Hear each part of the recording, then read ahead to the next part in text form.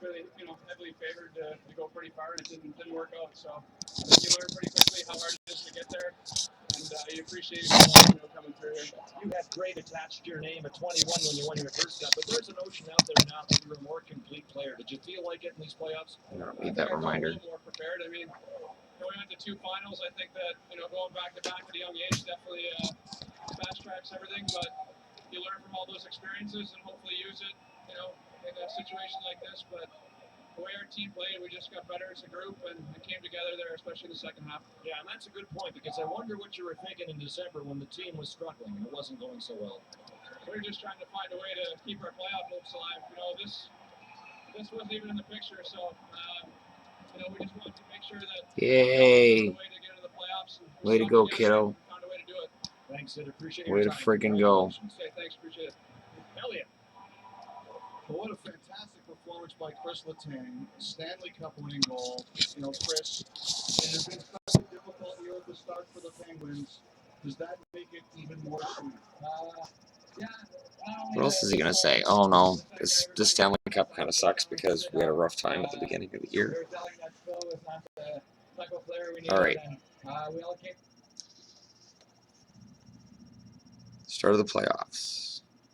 I said Kings over Penguins. The Kings were eliminated. I said, well, I'm taking the Penguins to win it then. Speed and a swarming defense overcame the fact that Phil Kessel blew it twice. Malkin blew it once. This game shouldn't have been close.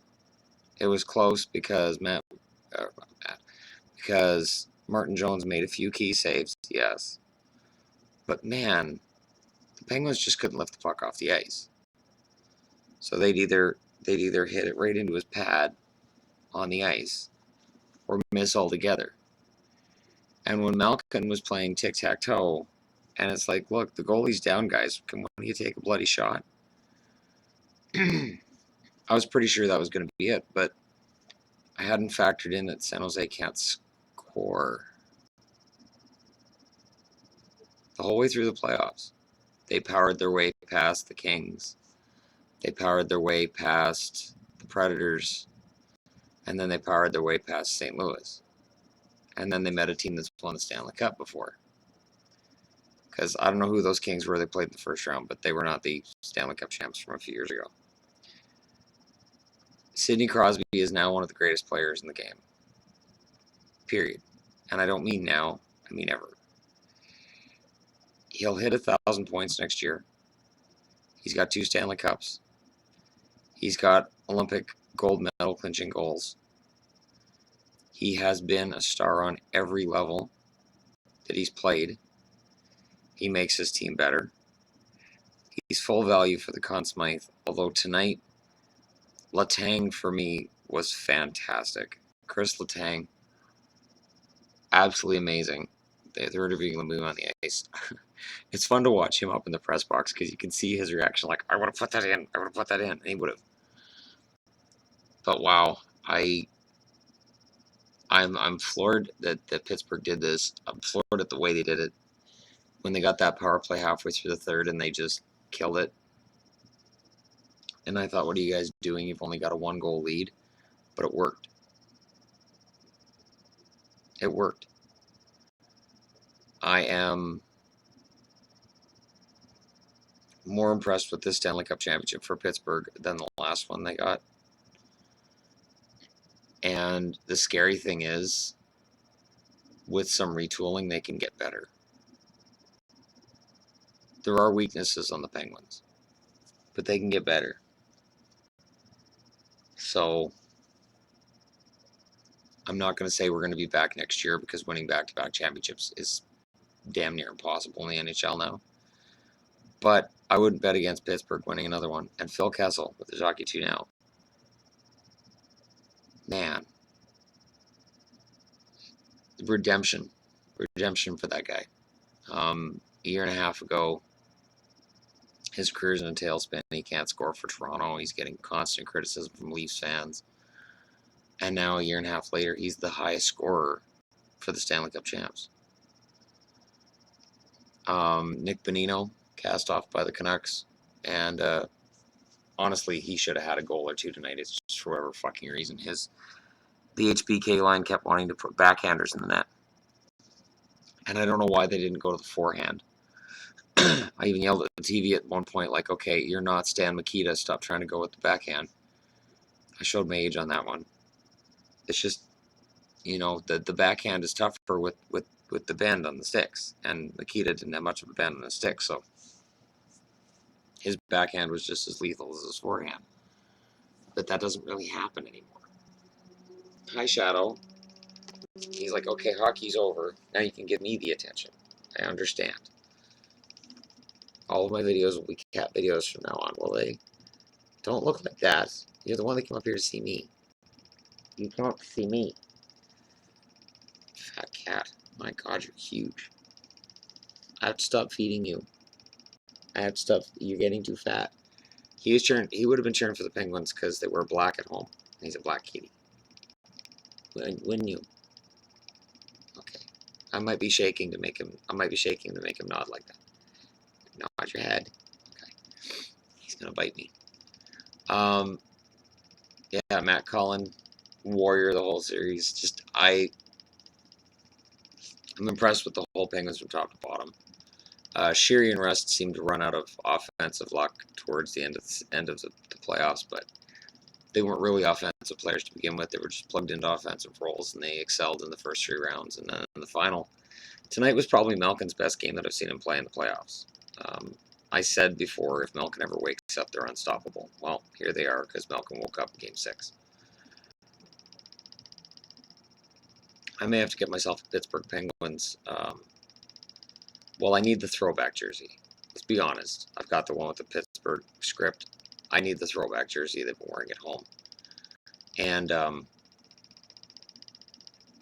may need one of those nifty Stanley Cup hats they're wearing on the ice. I've got a 2015 Stanley Cup Chicago Blackhawks t-shirt I used to troll fans locally, so maybe I'll get one of those Stanley Cup champion Pittsburgh hats. Because when people say silly things like, why are you wearing that? This is what a Stanley Cup champion looks like. We wouldn't know because we're Canucks fans. I just do this so I can say that's what a champion looks like. And there's Mario holding up Stanley Cup. 2 as a player, 2 as an owner.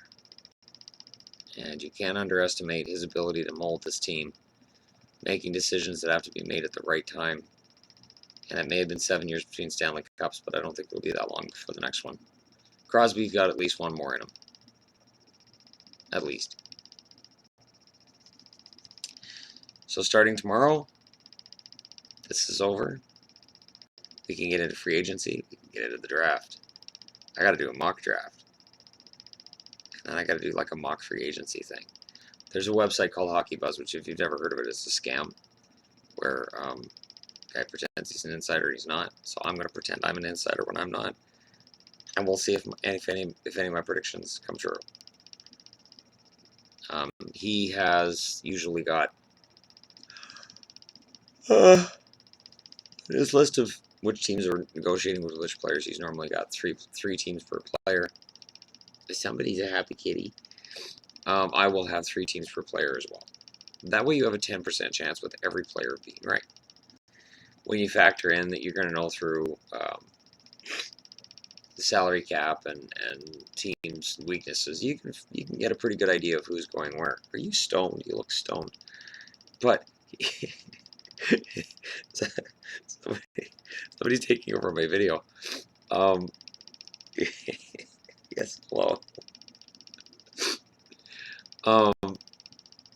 But yeah, it's not that difficult to figure out where guys are going to go on July 1st. But I'm gonna figure it out. So yeah, man, great. I'm very happy. Pittsburgh won. San Jose didn't win. California doesn't get another Stanley Cup. All is well in the hockey world.